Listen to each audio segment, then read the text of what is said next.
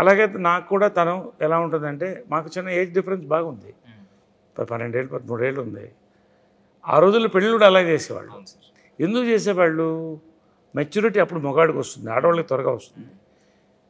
మగవాడు చచ్చిపోతే ఆడది భరించగలదు, ఆడది చచ్చిపోతే మగవాడు ఒంటరిగా ఉండలేడు, వెళ్ళిపోతాడు. అది మనం అందరం ఒప్పుకోవాలి. సో ఆ ఏజ్ గ్రూప్ వల్ల, ఆ ఏజ్ గ్యాప్ వల్ల నాకు అమ్మగా కనిపిస్తుంది, నా కూతురుగా చూసుకుంటాను.